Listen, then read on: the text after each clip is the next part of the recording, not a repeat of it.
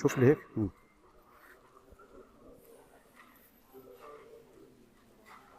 Je vais vous mettre sur le tableau un plan du cours qu'on pourra suivre au fur et à mesure du déroulement du cours sur le datashow. Donc on va introduire le sujet. C'est quoi l'équilibre acide-base? Et puis c'est des rappels. Jusqu'ici c'est des rappels. En principe c'est des notions que vous avez acquises au cours des 2 premières années de médecine. Donc des définitions, la régulation de l'équilibre acide-base, il y a 2 éléments importants, il y a le poumon et les reins. Et puis, on va voir en détail les différents troubles,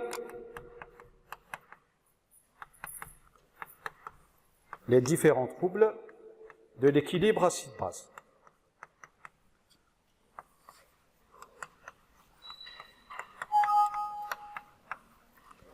Alors, on distingue, selon le trouble, selon l'orientation du pH, on distingue les acidoses et les alcaloses. Donc, on a les acidoses, elles se divisent en acidose métabolique,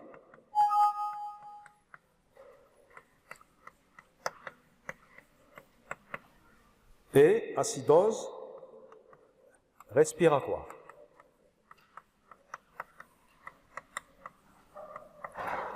Et puis on a les alcaloses,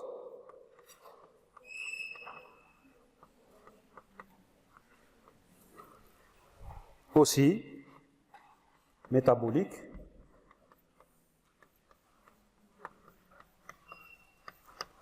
et respiratoires.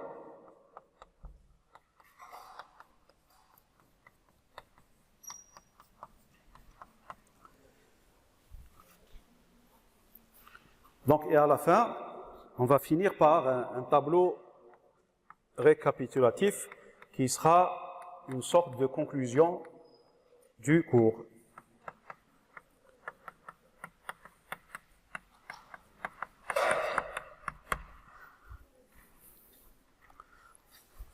Voilà le plan de votre cours. Comme ça, si vous cherchez dans la littérature, essayez de suivre ce plan, vous n'allez pas vous perdre.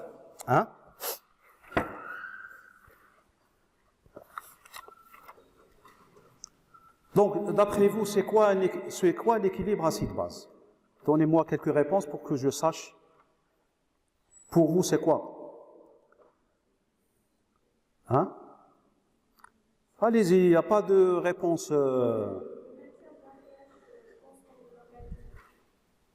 Oui. Mais dans l'organisme, il y a quoi? Une homéostasie, c'est-à-dire un équilibre entre tout ce qu'il y a dans notre organisme. Donc je pense que vous avez fait le cours sur l'équilibre hydroélectrolytique. Là, pas encore. Donc il y a une homéostasie, les entrées, elles sont égales aux sorties. Et puis il y a des phénomènes de régulation lorsqu'on a beaucoup plus de liquide ou moins de liquide. Les phénomènes de réabsorption et d'excrétion, etc. C'est à peu près le même principe pour l'équilibre acide-base. Au niveau de l'organisme, il y a des acides, il y a des bases, et il faut que l'organisme maintienne un équilibre constant entre ces différents éléments. Sinon, si on ne corrige pas, donc ça sera très vite des conditions qui seront incompatibles avec la vie. Donc c'est pour ça que je vous ai fait ces petits rappels qui sont... Donc en principe, je vous ai dit que c'est des notions acquises. Donc un acide, c'est une molécule qui est capable de libérer des ions H+. Une base, c'est une molécule qui est capable de capter un ion H+. Et comme définition de l'équilibre acide-base, donc, comme je vous ai dit tout à l'heure, l'organisme, il contient des composés acides et des composés basiques ou alcalins. Donc, vous pouvez trouver alcalin, c'est aussi juste qu'il doit maintenir dans un état d'équilibre constant. Alors, c'est quoi le but du système? C'est de maintenir le pH du milieu extracellulaire. C'est celui qu'on peut mesurer par des moyens biologiques, mais aussi le pH intracellulaire. Donc, mais le pH extracellulaire, c'est lui qui est accessible aux praticiens. Donc, on peut faire des prélèvements pour avoir, par exemple, un ionogramme sanguin, natrémie, kaliémie, chlorémie, phosphorémie, parce que le pH, il varie selon ses valeurs, et puis on pourra faire, pour avoir une idée sur l'acide carbonique, on pourra faire des gaz du sang par un prélèvement artériel. Donc, ionogramme sanguin, c'est des prélèvements veineux, et pour les gaz du sang, c'est un prélèvement artériel. Je vous dirai tout à l'heure comment on fait. Donc, et puis, il faut savoir que les cellules de l'organisme, elles sont très sensibles aux variations et aux modifications du pH extracellulaire. Donc, il y a l'exemple le plus répandu, c'est dans l'acidocétose diabétique. C'est des cas de figure qu'on voit tous les jours dans notre pratique quotidienne, surtout aux urgences. Alors, l'équilibre acide-basique, il est évalué grâce au pH, qui reflète, le pH c'est quoi? C'est la concentration d'ion H+, libre dans une solution. Donc, comme vous voyez sur ce diagramme, plus le pH est bas, et plus la solution est acide. Donc, ça va d'une échelle de 0 à 14. Donc, à 0, le pH est très acide. À 14, c'est un pH qui est alcalin. Et à 7, c'est un pH neutre. Donc, le pH du liquide extracellulaire, il est égal à peu près à 7,4.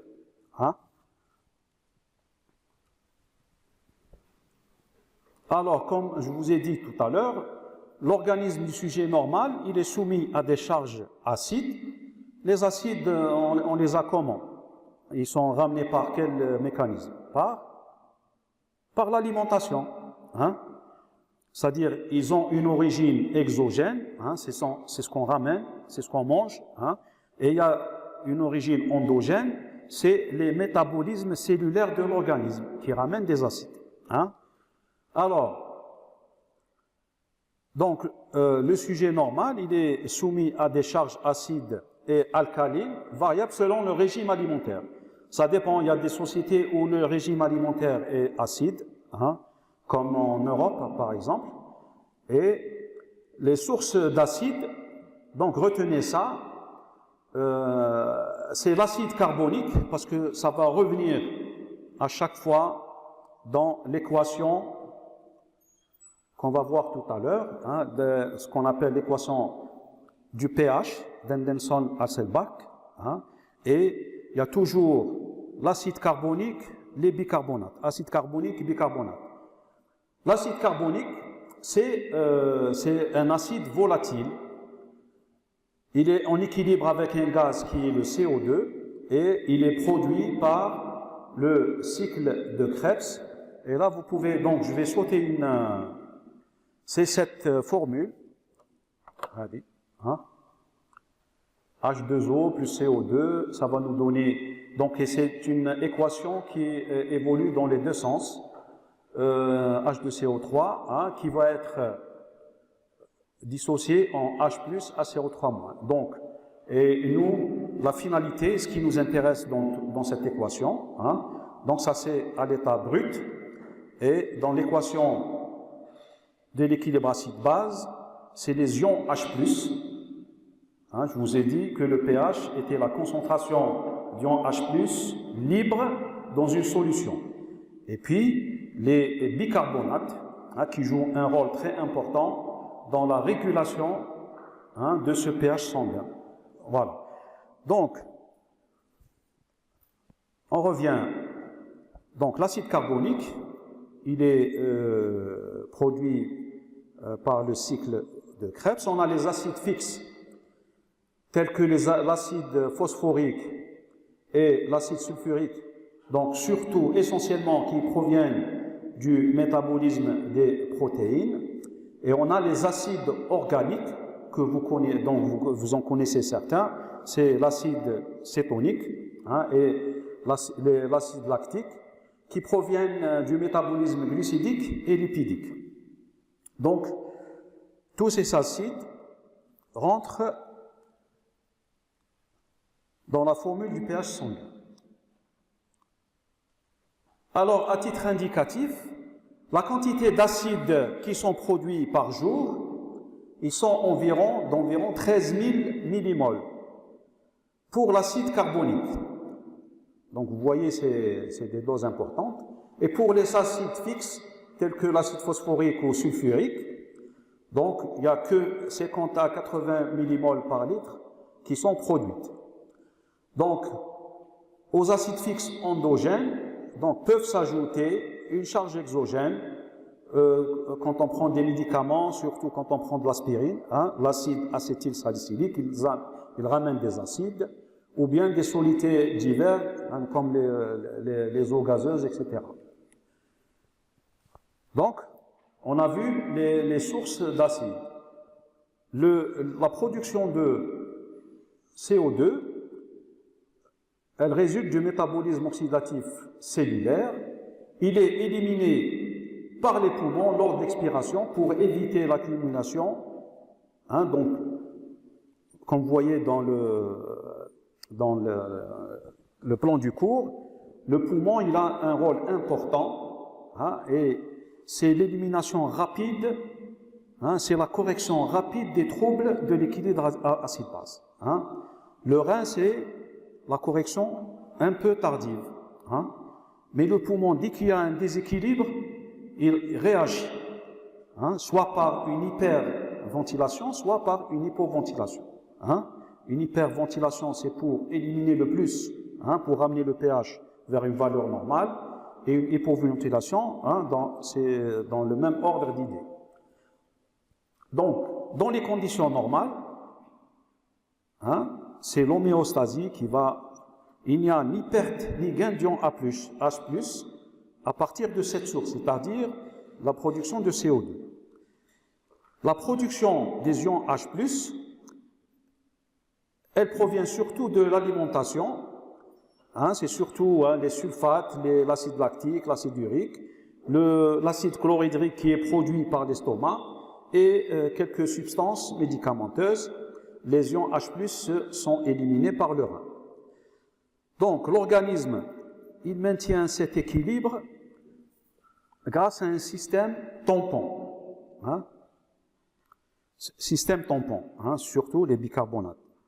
Et à deux organes qui sont le rein, c'est une régulation, comme je vous ai dit tout à l'heure, non immédiate, ça prend du temps, 1 heure, entre 24 et 72 heures à peu près, et le poumon qui va entraîner une régulation immédiate. Il n'y a pas de temps à perdre.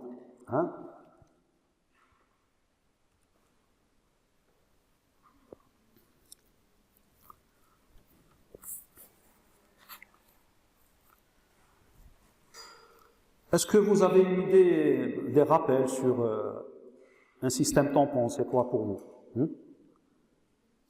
Vous avez fait de la chimie en deuxième année. Système tampon. C'est des souvenirs qui sont loin.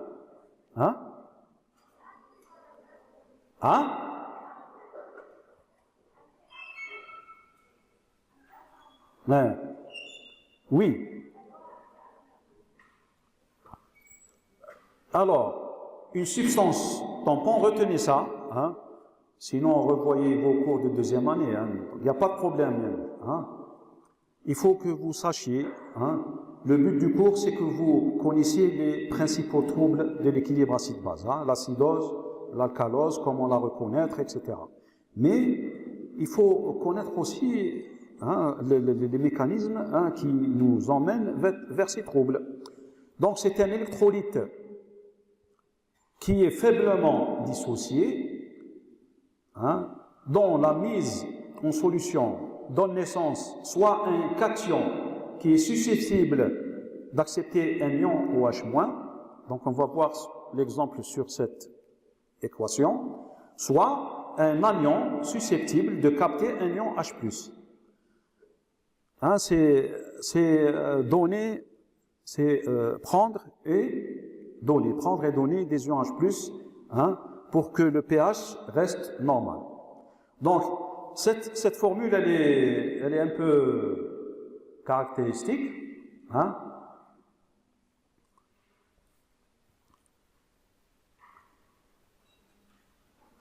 C'est l'acide chlorhydrique.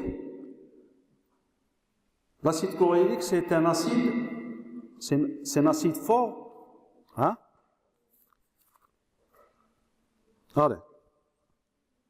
Hein? Et donc, on essaie de tamponner, hein, de dissocier pour qu'il ne soit pas très agressif pour le corps humain. On dissocie l'acide chlorhydrique. Donc, et ça va donner dans la deuxième branche de l'équation, hein, du chlorure de sodium avec de l'acide carbonique, H2CO3. Hein. Donc, vous voyez que dans la première partie de l'équation, la quantité d'ion H+ libre, elle est plus importante que du côté droit. Donc, l'acide chlorhydrique, il a été entièrement dissocié en ion H+ et Cl-. Le pouvoir tampon d'un mélange, là aussi c'est important, parce que vous allez apprendre l'équation d'Anderson-Hasselbalch, dépend de deux facteurs, de sa constante de dissociation, hein, c'est le K. Quand on vous met pK, le K ça veut dire c'est la constante de dissociation, hein, de la solution, et le pH du milieu. La constante de dissociation, c'est tout simplement le rapport de la forme ionisée sur la forme moléculaire. Le pouvoir tampon, il est évalué en quantité d'ions H+, qui peuvent être ajoutés ou retranchés à une solution tampon pour que le pH de cette solution soit modifié d'une unité de pH. Donc c'est surtout, hein, on a dit que le pH, c'est la concentration en ions H+ de l'organisme. Hein. Donc, si le pH est acide, c'est-à-dire il va vers la gauche, qu'est-ce que fait l'organisme? Il lui ajoute ou la retranche des ions H+. Hein, pour que le pH soit ramené vers la zone, hein,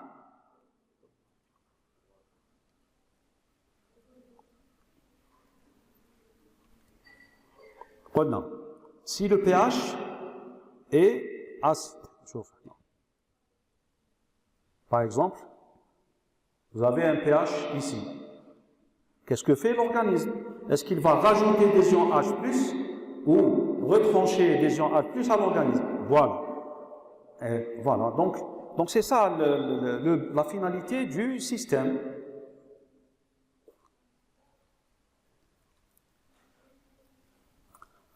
Donc, dans l'organisme, il y a des systèmes tampons extracellulaires et des systèmes tampons intracellulaires.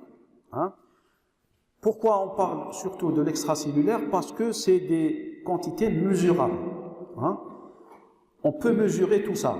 C'est-à-dire, on peut avoir un œil sur ce qu'on fait. Hein. Alors, le principal système tampon extracellulaire, c'est le système acide carbonique, hein, comme vous voyez ici, H2CO3, sur les bicarbonates, HCO3-. Et c'est sur cette base que repose l'équation d'Anderson-Hasselbalch. Hein. Alors, le pH est lié à ce système tampon par l'équation, allez, vous devez l'apprendre. Hein. Et ça doit rester pendant toute votre vie, hein, quand vous exercez. Hein. Si vous faites les urgences, par exemple, si vous aurez affaire à régler des problèmes hydroélectrolytiques ou bien de l'équilibre acide-base. Vous la connaissez cette équation? En principe, oui. Hein? Donc, le pH, c'est 6,1, hein, c'est la constante de dissociation, plus log HCO3- sur H2CO3. Donc, le CO2 dissous est générateur de l'H2CO3, comme on a vu. Il est en relation linéaire, parce qu'elle va changer cette équation, parce que le CO2 est en relation linéaire avec ce qu'on appelle la pression artérielle en CO2. Parce que la pression artérielle en CO2, on peut la mesurer par les gaz du sang. Hein?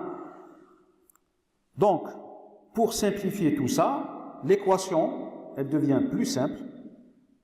Hein? Pour le principal système tampon extracellulaire, le pH est égal à HCO3-, c'est-à-dire bicarbonate sur PaCO2. Ça, vous devez retenir ça. Et ça seulement, c'est ça qui va vous faciliter la vie. Parce que si vous avez, si on raisonne logiquement, hein, rien que vous vous mettez devant cette formule, vous mettez pH augmente, on commence par pH diminue, hein, ceux qui sont forts en mathématiques.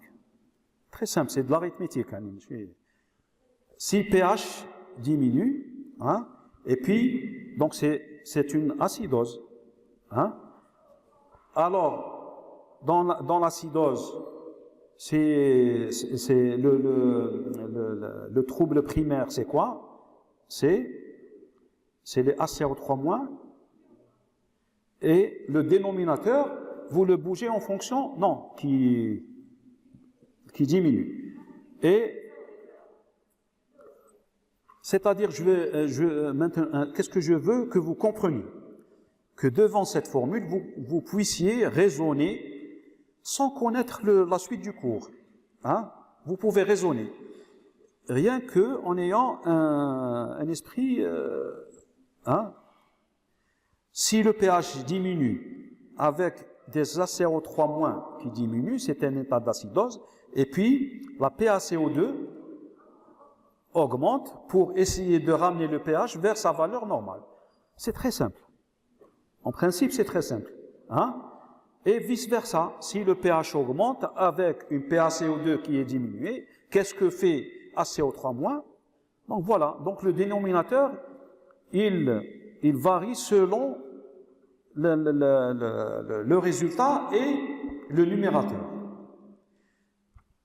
Voilà, donc pour le système tampon extracellulaire, c'est pas très difficile, hein, il faut que vous revoyez ça à tête reposée et vous allez voir que c'est très simple.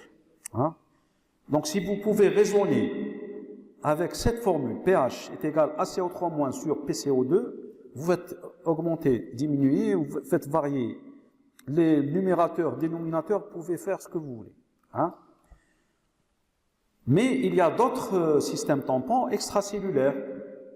C'est le fameux système phosphate basique, phosphate acide, et la protéine, surtout les protéines, hein, l'albumine, protéine acide, protéine basique. Donc, l'équation, elle s'écrit protéine H, donc protéine ion H+, sur protéine B, et le cation B, celui-là, voilà, pour le système protéine, hein, il peut être un ion sodium, potassium, calcium ou magnésium. Et pour les systèmes tampons intracellulaires, je n'ai pas voulu vous encombrer plus, mais retenez que le principal système tampon intracellulaire, c'est celui relié à l'hémoglobine, hein, c'est l'oxyhémoglobine, hémoglobine réduite. Voilà.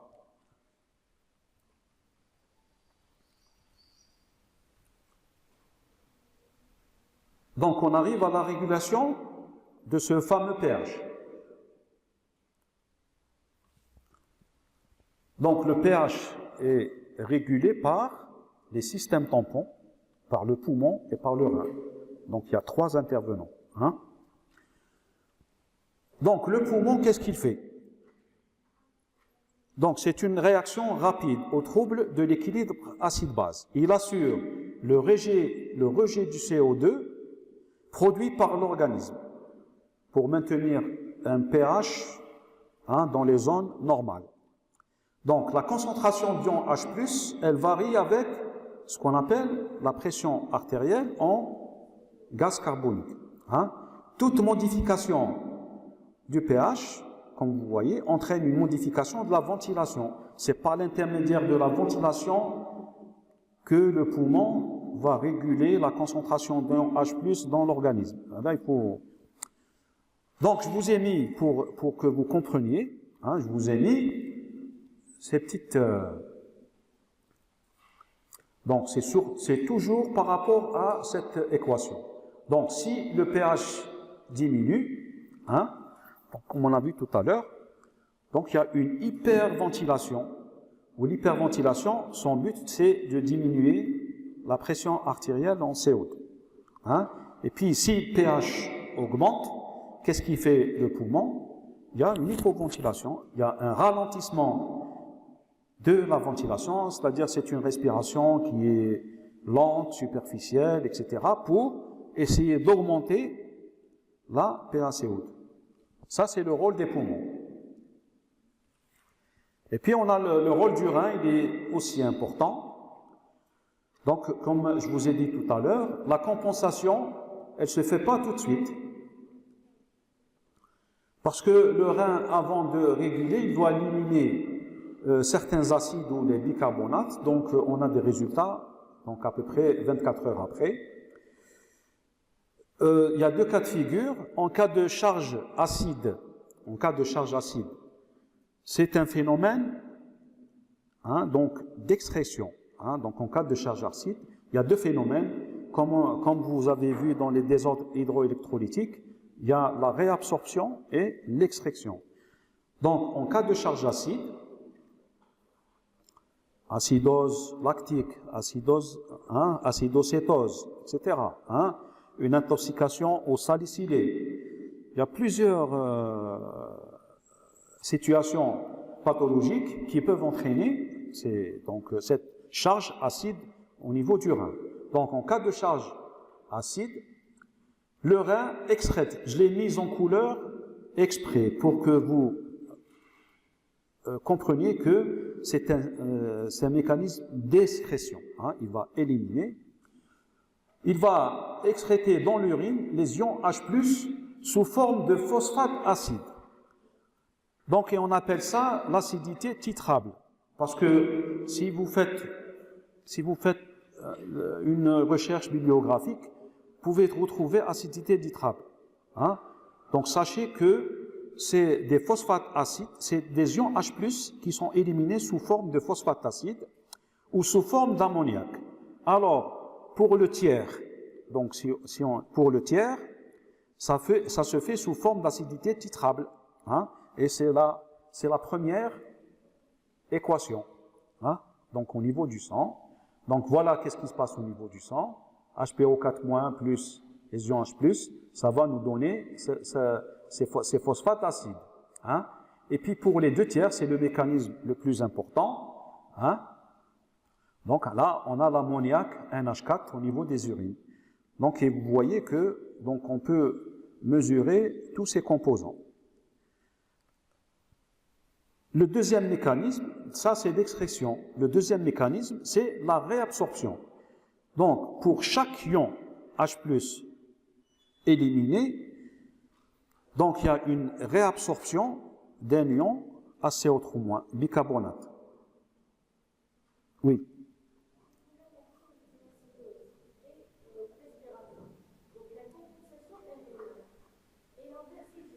Voilà. Oui. Alors, donc, je vous ai mis cette équation exprès. Donc, pour chaque ion, donc il restitue un ion bicarbonate. Donc, en cas de charge alcaline, il excrète. Donc, si on a beaucoup de bicarbonate dans le sang, tout simplement, il va excréter l'excès de bicarbonate dans l'urine.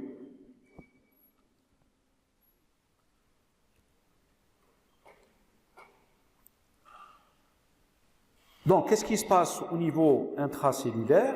Là, je vous ai mis parce que dans les différents troubles, je vais vous parler d'hypocalémie, etc. Donc, en cas d'acidose, donc on a un afflux de ions H+ au niveau de la cellule avec une fuite d'ions K+ de potassium de la cellule, donc on a tendance à avoir une hypocalémie. Et dans l'alcoolose, c'est le cas contraire, donc on a une tendance à l'hypercalémie. Les gaz du sang. Donc tout ce qu'on a vu tout à l'heure, on peut les mesurer par voie veineuse. Les gaz du sang, l'équilibre acide-base, il peut être étudié en pratique par la mesure du pH des bicarbonates. Les bicarbonates, ils sont donnés par les gaz du sang. D'acidose. Et la PaCO2. Donc, on fait une ponction artérielle au niveau de l'artère radiale. Donc, une ponction artérielle à 45 degrés, comme je l'ai dit. Malheureusement, j'ai pas téléchargé l'image, mais c'est un truc sur une seringue épargnée. Et il y a un appareil qui va mesurer tout ça. Donc, on arrive aux valeurs normales du pH. C'est 7,40 plus ou moins 0,03. Les bicarbonates, c'est 24 plus ou moins 2. Et puis, il y a des livres où vous trouvez plus ou moins 3. Et puis, la PaCO2, c'est 40 plus ou moins 2. Mais ça peut aller entre 35 et 45.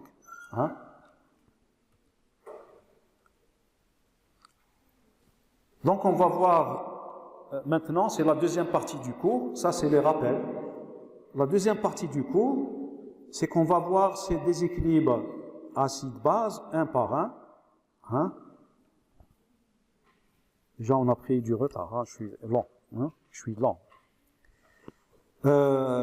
Donc, comme je vous l'ai dit ici, on peut avoir une acidose, un pH qui est inférieur à 7,35. Donc, elle se décompose en acidose métabolique et en acidose respiratoire. Et si le pH est supérieur à 7,45, on parle alors d'alcalose, et donc elle se décompose aussi en métabolique et en respiratoire.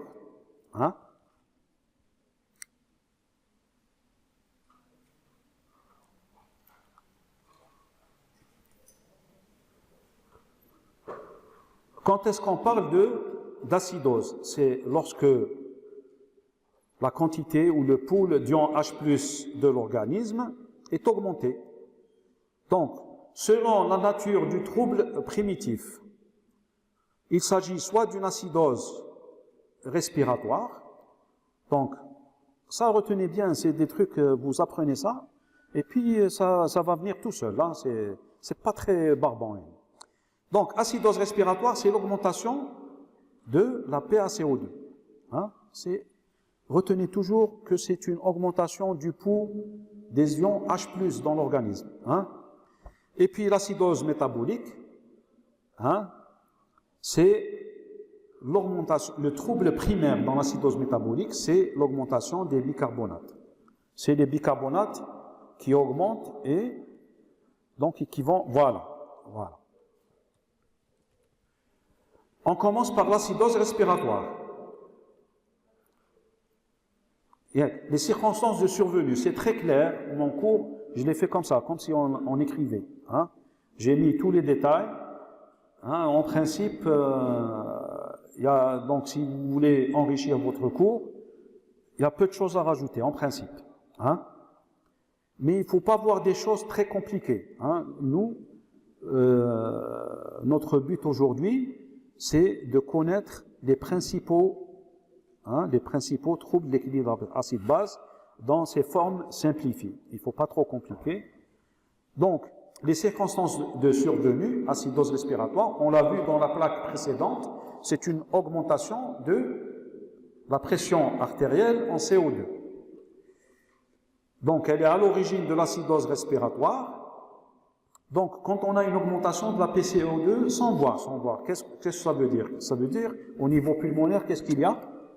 Une hypoventilation alvéolaire par diminution de la ventilation pulmonaire. Donc, sur le plan étiologique, cette hypoventilation alvéolaire, elle a des causes et elle peut se manifester de trois manières. Soit brutalement, c'est-à-dire c'est un sujet qui est sain, hein, et cette hypoventilation s'installe brutalement chez lui. Par exemple, donnez-moi des exemples. Possible, oui. Zid. Oui. Voilà, donc, soit permanente, c'est un malade qui a une insuffisance respiratoire chronique, hein, à un stade avancé, et l'hypoventilation s'installe progressivement et elle devient chronique. Hein. Ou bien, c'est un insuffisant respiratoire chronique, par exemple, l'exemple type c'est les BPCO, bronchopneumonie chronique obstructive, et qui, au cours d'un épisode, il fait une décompensation aiguë, soit une crise d'asthme, soit... voilà. Hein? Donc, on les décompose en acidose respiratoire aiguë et en acidose respiratoire chronique. L'acidose respiratoire aiguë, c'est l'obstruction des voies aériennes supérieures. Par exemple, donnez-moi un exemple. Oui. Non, c'est-à-dire, donnez-moi des exemples concrets, c'est-à-dire, par exemple, vous êtes aux urgences et vous avez quelqu'un qui a une obstruction des voies aériennes supérieures.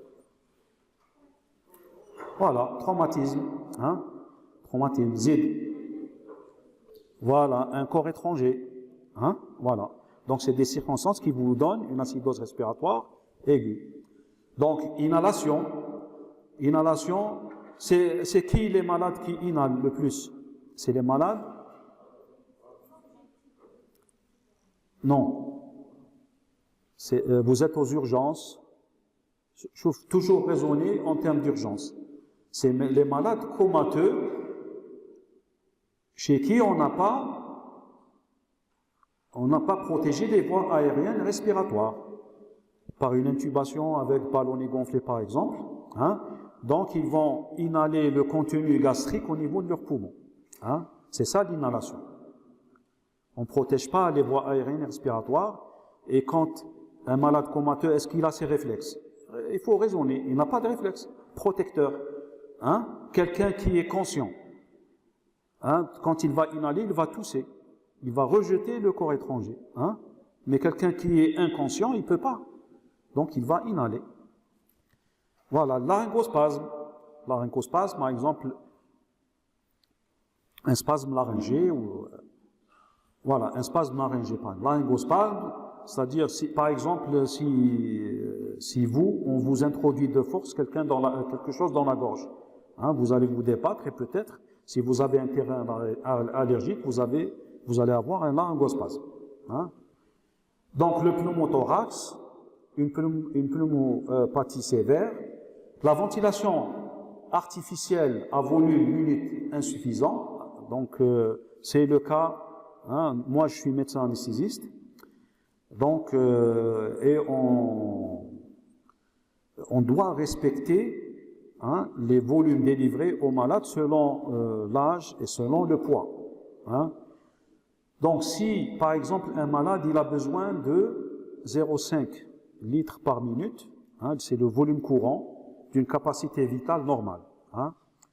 Si on lui donne moins, il a besoin par exemple d'un volume minute de 6 litres par exemple, et on lui donne 2 litres, hein, soit par oubli, soit par faute médicale, ou etc. Donc on peut lui provoquer un état d'acidose respiratoire aiguë. Et puis toutes les défaillances cardiovasculaires, hein, les œdèmes aigus du poumon, et puis la dépression des centres respiratoires aussi parce que la dépression des centres respiratoires, qu'est-ce qu'elle va conduire? Elle conduit à une hypoventilation alvéolaire, hein, parce que la respiration, elle est commandée par quoi? Par les centres respiratoires qui sont situés au niveau du tronc cérébral. Alors, chez les malades qui prennent des sédatifs, il y a des malades qui sont, je ne sais pas, qui ont des troubles de l'humeur, ils sont en dépression, etc. Ils prennent beaucoup de sédatifs pour oublier, etc.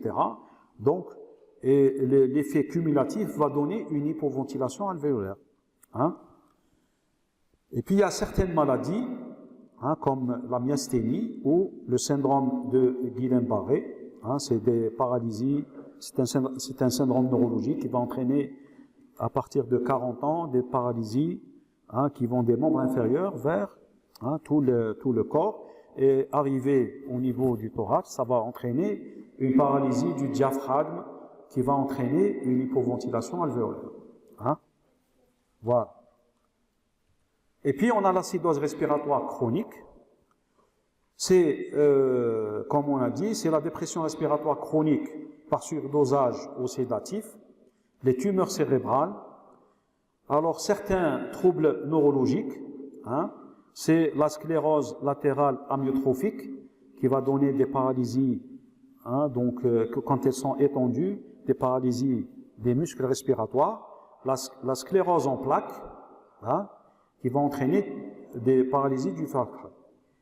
Et puis, la fibrose pulmonaire, quand un malade il a une insuffisance respiratoire chronique avec fibrose, ça donne une hypoventilation alvéolaire qui va déboucher sur l'acidose respiratoire, mais chronique, c'est-à-dire elle est supportée par le malade jusqu'à un certain degré. Sur le plan clinique, hein, qu'est-ce que vous avez?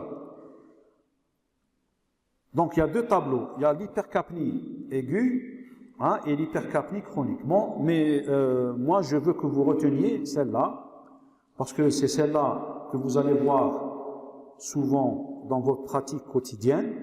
On a des signes cardiovasculaires qui sont représentés par une hypertension artérielle, une tachycardie, parce que ce malade, vous allez le mettre sur un lit d'hôpital, vous allez le scoper, le prendre en charge, etc. Donc des signes cutanés, hein, donc qui représentent la vasodilatation, c'est donc mettez dans votre tête que l'hypercapnie entraîne une vasodilatation, hein, c'est lié. Donc le malade, il a une peau érythrosique, c'est-à-dire elle est rouge, hein, et chaude, hein, au niveau des mains et des visages, et il présente des sueurs diffuses. Et puis on a des signes d'hypoxie. La cyanose, elle accompagne toujours une augmentation, hein, de la PaCO2, donc quand c'est pas traité. Hein. Donc si vous faites du retard pour traiter cette augmentation de la PaCO2, donc vous aboutissez à la cyanose. Vous l'avez pas tout de suite. Vous avez tout de suite les signes cardiovasculaires, les signes cutanés, mais à un stade un peu plus tardif, vous avez cette cyanose. Donc on peut avoir des signes neurologiques, donc qui peuvent aller de la somnolence vers l'agitation, ou bien obnubilation, coma, et le malade est confus, il ne peut pas vous dire, hein, donc exprimer ses... Donc, et puis on peut avoir des signes digestifs, des nausées et des vomissements. Donc, pour ce qui est de l'hypercapnie chronique, je vous ai dit, je l'ai mis à titre indicatif parce qu'on doit le faire, mais c'est des signes de cœur pulmonaire chronique, c'est par rapport à une insuffisance respiratoire chronique. Donc, quand ça évolue dans le temps, ça va donner des signes de cœur pulmonaire chronique et d'hypertension artérielle pulmonaire. Et puis, dans ce cas, on peut avoir, donc, on a l'hypoxie et la cyanose, donc parce qu'elle s'est installée d'une manière insidieuse. Donc le point le plus important dans tout ça, c'est la biologie. Vous faites un gaz du sang, hein, donc et vous avez deux tableaux. C'est l'acidose respiratoire non compensée et puis l'acidose respiratoire compensée. Donc quand on dit acidose, un trouble d'équilibre acide-base compensé, toujours vous voyez le pH. Hein? S'il tend vers la normale, vous dites que c'est compensé. Hein? S'il tend pas vers la normale, il reste un pH, je vous ai dit, il est sur la gauche. Donc, s'il évolue vers la gauche, c'est qu'elle n'est pas compensée, ce trouble d'équilibre acide-base. C'est valable aussi bien pour l'alcalose que pour l'acidose. Donc, pour l'acidose respiratoire non compensée, le pH est inférieur à 7,38. C'est-à-dire, vous avez deux alternatives. Vous pouvez apprendre par cœur ces troubles et vous allez les oublier après l'examen. Hein? Vous pouvez raisonner et vous allez garder ça toute votre vie. Je suis pour la deuxième solution. Hein? Donc, si vous avez un pH, parce qu'on a vu ensemble les mécanismes régulateurs, et je vous ai dit de retenir cette équation, il faut la simplifier. Il ne faut pas garder le pK, etc. Le pH est égal bicarbonate sur PCO2, c'est tout. Et vous raisonnez. Hein? Donc, vous avez un pH inférieur à 7,35. Le trouble primitif dans l'acidose, c'est l'augmentation des bicarbonates. Qu'est-ce qui fait le rein? Il va essayer. Voilà. Donc, il y a une adaptation rénale. Donc, j'ai confondu. Je parlais de l'acidose métabolique. Donc, on parle de l'acidose respiratoire. Le trouble primitif, c'est l'augmentation de la PCO2. Je vous l'ai dit. Qu'est-ce qu'il va faire le rein? Pour essayer de tamponner cette acidité, il va essayer d'augmenter le taux de bicarbonate. Voilà. Donc, mais d'une manière progressive. Donc, c'est pour ça que le pH n'est pas encore normalisé. Et puis, dans l'acidose respiratoire compensée, vous avez un pH normal, ou bien qui tend vers la normale. Il faut pas qu'il soit. Donc, si vous ne trouvez pas un pH à 7,40, ça ne veut pas dire que c'est pas en train de compenser. Donc, un pH normal, une PaCO2 qui est augmentée parce qu'elle ne va pas changer, c'est le trouble primitif, et la compensation rénale. Donc, vous allez avoir des bicarbonates franchement élevés parce que la compensation, elle est totale. Donc, à cela s'ajoutent d'autres anomalies biologiques. Donc, parce qu'on a dit que le mécanisme, donc on a une augmentation de la PCO2 par hypoventilation alvéolaire. Donc, l'hypoventilation alvéolaire, elle va entraîner ce qu'on appelle une hypoxémie. Donc, quand on ne respire pas bien, est-ce qu'on a beaucoup d'oxygène dans le corps? Non. Donc, on a une hypoxémie. Et le gaz du sang, qu'est-ce qu'il vous donne? Il vous donne la PaO2. Il ne vous donne pas que... Il vous donne la PaO2, la PaCO2, les HCO3-. La kaliémie, elle peut être normale ou élevée. Donc, et puis on a le chlore qui est diminué. Moi, je veux que vous reteniez le pH, la PaCO2, HCO3- et l'hypoxémie.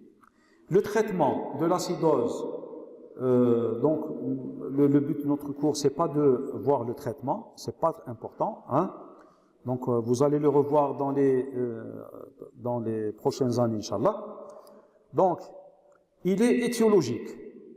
Donc vous voyez que l'obstruction des voies aériennes, les trucs, etc. Donc il faut traiter la cause. Généralement, quand on traite la cause, dans les cas qui ne sont pas très sévères, donc on règle le problème. Bien sûr, si on a des difficultés, donc on peut recourir à la ventilation artificielle pour essayer de compenser cette hypoventilation artificielle. Voilà. Pour ce qui est de l'acidose métabolique, les circonstances de survenue, donc le trouble primitif, c'est la diminution du taux de bicarbonate dans l'organisme. Donc le pH est diminué et le taux il faut corriger ça. C'est la PCO2. Voilà. Donc, il faut corriger. Voilà le délégué. Corrige. Donc, en matière d'acidose métabolique, Hein, donc, il y a la notion de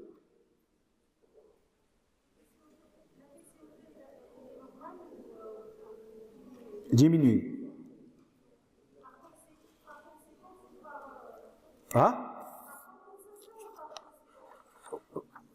La compensation, elle n'est pas elle est respiratoire. Eh. Voilà. Donc, je vais vous...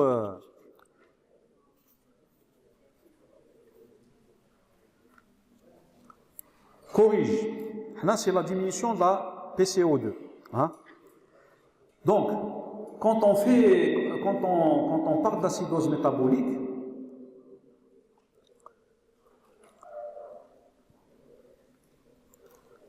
cette notion de trou anionique est très importante. Hein? Donc, vous devez l'intégrer dans votre raisonnement parce qu'elle va nous permettre de distinguer les acidoses métaboliques à trou anionique normal, hein, et les acidoses métaboliques à trou anionique augmenté. Donc, on aura une orientation diagnostique. Donc, en principe, le plasma, il est électriquement neutre. Donc, c'est-à-dire que la somme des anions, elle est égale à la somme des cations. Mais ce n'est pas tout à fait vrai parce qu'il y a des composés qui ne sont pas mesurés. On les appelle les indosés anioniques et qui sont représentés, donc qui ne sont pas dosés dans ce trou anionique. Donc, c'est les protéines, c'est l'albumine, les phosphates, les sulfates et les lactates. Hein? Donc, je vous ai donné une formule. Il existe deux formules du trou anionique. Donc, pour moi, c'est la plus simple. Il y a l'autre formule. Donc, le trou anionique, c'est la somme du sodium et du potassium à qui on retranche la somme du chlore et des bicarbonates. Et en principe, on trouve ce trou anionique, est égal à 12 plus ou moins 4 millimoles par litre. Hein? Wesh. Une parenthèse? Où ça?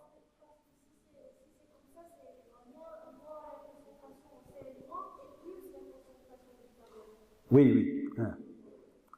Alors, donc pourquoi on calcule pourquoi ce trou anionique dans les acidoses métaboliques est important, hein? C'est pour qu'on ait une orientation diagnostique.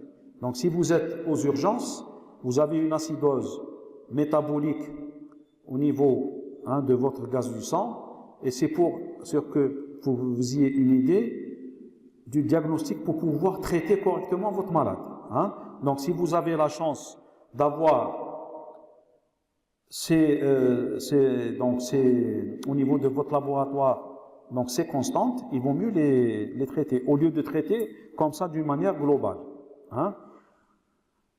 Donc on a les acidoses métaboliques à trou anionique normal, donc elles sont hyperchlorémiques, et les acidoses métaboliques à trou anionique augmenté, elles sont normochlorémiques. Donc les indosés, hein, donc l'augmentation des anions non mesurés, c'est ce qu'on a vu ici, hein, c'est les phosphates, les sulfates, les lactates, etc. Donc, quelles sont ces acidoses métaboliques à trou anionique normal? Donc, on a plusieurs situations pathologiques. C'est les diarrhées, hein, c'est le drainage de l'intestin grêle, par exemple. Qu'est-ce qu'on veut dire par là? Drainage de l'intestin grêle.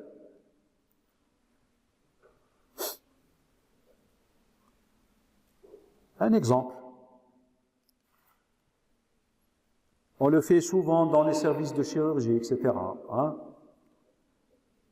Par exemple, c'est les jéjunostomies, par exemple. Hein? Par exemple, les poches de colostomie. Quand on met des poches, quand on enlève, par exemple, on fait une colectomie, on enlève le côlon, etc. Donc on met une poche, hein, en attendant que les lésions s'assèchent pour pouvoir rétablir la continuité. Donc on fait avant de faire l'anastomose termino-terminale, donc on met des poches aux malades. Hein. Ces poches-là, donc au niveau de ces poches, tout le contenu de l'intestin va sortir à ce niveau. Donc si c'est pas contrôlé par un traitement ou une alimentation équilibrée, etc., ça va donner des acidoses métaboliques. Hein.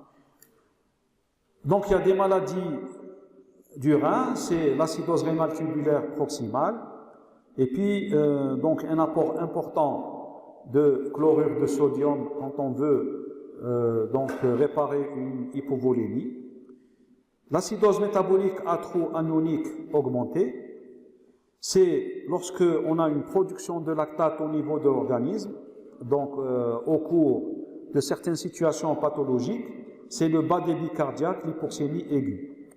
Ou bien non anoxique, donc c'est surtout le diabète de type 2, ou bien l'insuffisance hépatique sévère.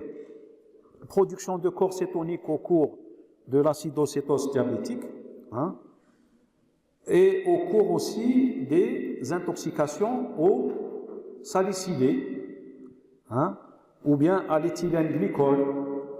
Et puis on a l'insuffisance rénale au stade terminal, elle peut nous donner une acidose métabolique atro-anionique élevée.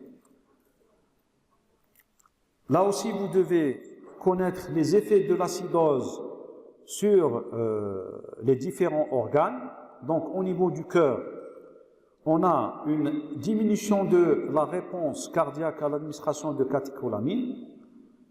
Là, c'est très difficile. Quand on a un arrêt cardiaque avec un malade en acidose, voilà. Donc, c'est très difficile. Hein. Et puis, la contractilité du cœur, elle est diminuée. Cette acidose, elle entraîne des arythmies. Elle entraîne une vénoconstriction, donc on ne peut pas piquer ce malade, donc on a des difficultés à prendre une voie d'abord, hein, et ça entraîne une vasodilatation artérielle périphérique. Au niveau du rein, donc c'est le corollaire, hein, donc on a une diminution du débit sanguin rénal, et on a une diminution de la filtration glomérulaire, et la diminution de la filtration glomérulaire va donner une oligurie. Hein, si elle n'est pas corrigée, elle va aboutir à l'insuffisance rénale.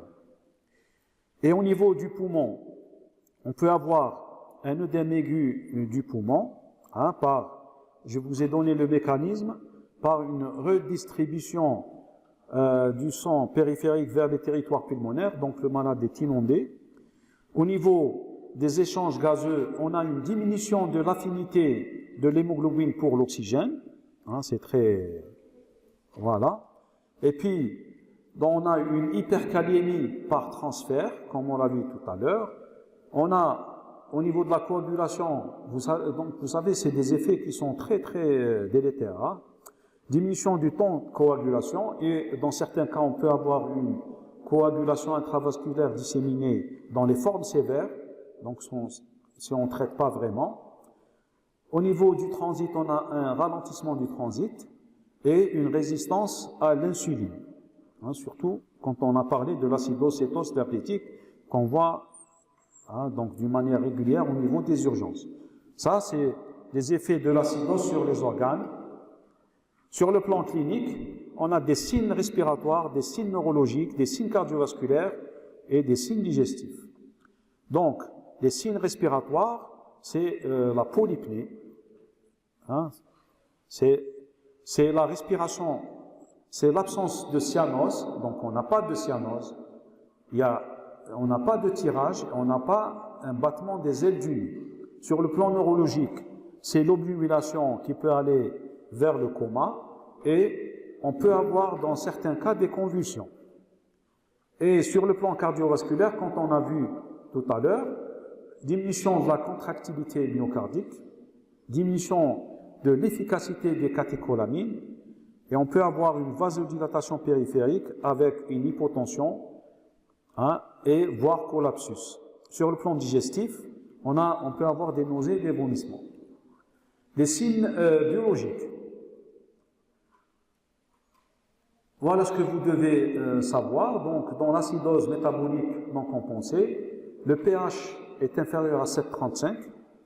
Le trouble primitif, c'est la diminution des bicarbonates. Et qu'est-ce qui fait le poumon? Il va entraîner une hyperventilation pour essayer de diminuer le taux d'ion H+ au niveau de l'organisme, ça en diminuant la PaCO2. Pour ce qui est de l'acidose métabolique compensée, le pH est normal parce qu'on compense. Il va essayer de ramener le pH vers la normale. Le taux de bicarbonate est diminué et la PCO2 aussi. Le traitement, il est étiologique. Par exemple, prenez le cas de l'acidocétose diabétique. Si on corrige, si on traite le diabète, c'est-à-dire pas de l'insulinothérapie avec un remplissage vasculaire adapté, donc on peut corriger le trouble de l'équilibre acide-base. L'alcalose métabolique. Les circonstances de survenue, donc, dans l'alcalose, je vous ai dit qu'il y a une augmentation. Non, en ce qui concerne le pH. Alcalose, ça veut dire pH augmenté. Voilà. Donc, l'anomalie primaire de l'alcalose, c'est l'augmentation du taux de bicarbonate au niveau de l'organisme qui va entraîner une réponse immédiate du poumon pour compenser. Donc, il va augmenter la PaCO2. Donc, le diagnostic, s'il vous plaît, on va finir. Le pH, il est augmenté. Le trouble primitif, c'est-à-dire que le taux de bicarbonate au niveau de l'organisme est augmenté. Et il y a une compensation respiratoire par augmentation de la PaCO2. Comment on augmente la PaCO2? L'organisme va donc induire une hypoventilation alvéolaire. Donc, et l'hypoventilation alvéolaire, bien sûr, va conduire à l'hypoxie. À l'hypoxie. Quand on a une hypoventilation, on a une hypoxie. Donc, pour ce qui est des étiologies de l'alcalose métabolique, donc on a les pertes en ion H+, et la surcharge, on a soit perte en ion H+, et la surcharge en bicarbonate. La cause la plus fréquente, c'est les pertes en ion H+, c'est les pertes digestives, c'est les vomissements, les aspirations gastriques prolongées. Par exemple, quand vous avez un malade comateux, on fait des aspirations prolongées, soit au niveau respiratoire, soit au niveau gastrique. On met une poche, on met une sonde nasogastrique et on la met en siphonnage. Donc ça va ramener des sécrétions gastriques et on ne corrige pas. On ne corrige pas par un remplissage adapté, donc on va aboutir à l'alcalose métabolique. Et puis on a les pertes rénales, soit par les diurétiques, soit par un hyperaldérostéronisme, le système aldostérone, rénine, angiotensine, aldostérone. Voilà. Et la surcharge en ion bicarbonate, c'est certains traitements et certains régimes particuliers qu'on ne va pas détailler ici. Retenez la cause la plus fréquente. Sur le plan clinique, il y a des signes respiratoires. Donc on a une hypercapnie avec une hypoxémie. La respiration, dans ce cas, elle est ralentie, elle est superficielle. Donc comme on a dit, il y a une hypoventilation pour augmenter la PaCO2. Sur le plan cardiaque, on peut avoir des troubles du rythme qui sont corrigés si on corrige le pH. Sur le plan neuromusculaire, c'est les signes de l'hypocalcémie. C'est les secousses, on peut avoir des myoclonies ou des crampes musculaires. Sur le plan biologique, on suce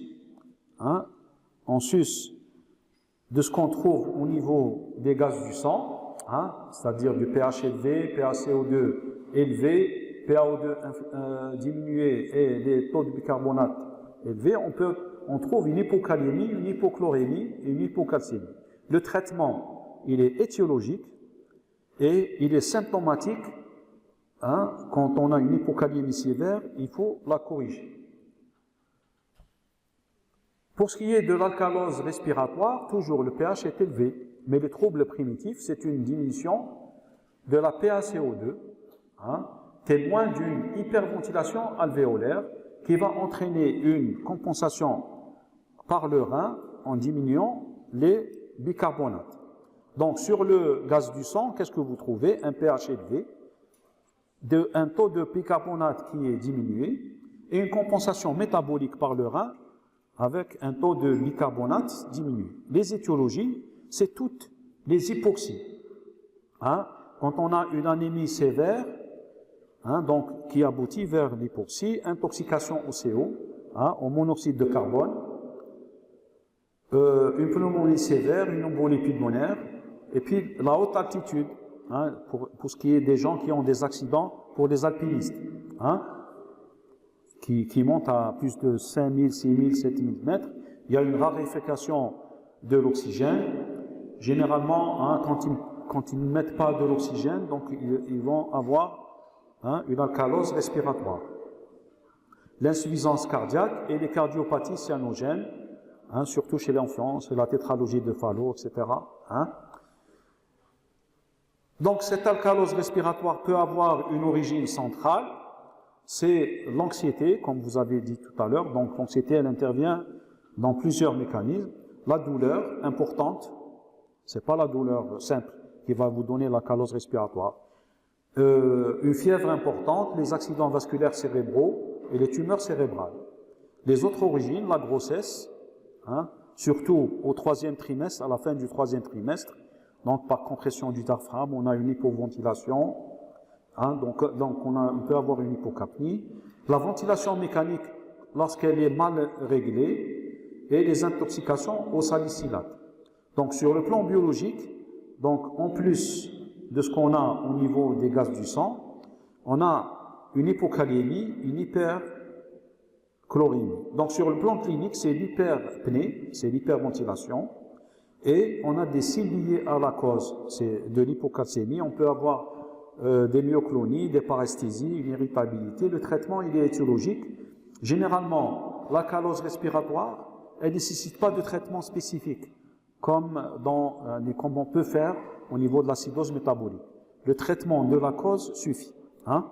Par exemple, en haute altitude, il y a un alpiniste qui éprouve des difficultés respiratoires, il suffit de donner de l'oxygène et on règle son problème. Bon, on termine par, je vous ai mis ce tableau récapitulatif, hein, c'est une sorte de conclusion, donc où sont représentés les principaux, hein, troubles de l'équilibre acide-base. Donc dans le premier, vous avez une acidose métabolique, hein, le pH. Là, vous avez donc les deux, acidose métabolique, acidose respiratoire. Vous voyez que le pH est bas. Hein? Dans les acidoses, je vous ai dit tout à l'heure qu'il y avait une augmentation du pouls d'ion H+, dans l'organisme. Donc on voit ça. Hein? Donc c'est augmenté, c'est augmenté. Hein?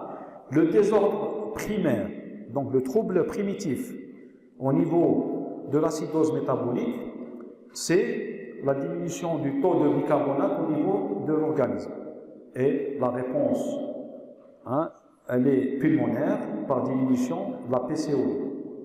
Donc, pour ce qui est de l'acidose respiratoire, le trouble primitif, c'est l'augmentation de la PCO2 au niveau de l'organisme. Et la réponse, elle est rénale par une augmentation des bicarbonates au niveau de l'organisme. Pour ce qui est de l'alcalose, donc vous voyez que on a dit que c'est le pH qui est augmenté dans l'alcalose métabolique et respiratoire. Le pouls des ions H+, au niveau de l'organisme, en cas d'alcalose, il est diminué. Le trouble primitif au niveau de l'alcalose métabolique, c'est l'augmentation du taux de bicarbonate au niveau de l'organisme, et la réponse, elle est respiratoire, pulmonaire, par augmentation de la PCO2, hein, et le désordre primitif dans l'alcalose respiratoire, c'est la diminution de la PCO2, et la réponse, elle est rénale, par diminution du taux de bicarbonate au niveau de l'organisme. Voilà, j'espère qu'on a fait un peu le tour de la question. Donc retenez, il ne faut pas essayer de...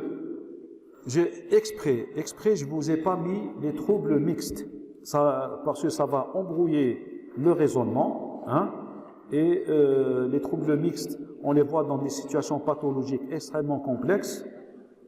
Si on arrive à raisonner simplement, hein, par exemple, je suis médecin au niveau des urgences et je reçois un diabétique, déjà, de prime abord, je sais que si je ne le traite pas, il va faire une acidose métabolique. Hein? Donc, et essayez de raisonner comme ça, hein, simplement. Voilà, donc on va se revoir dans un autre cours, Inch'Allah. Hein? Merci, je vous remercie.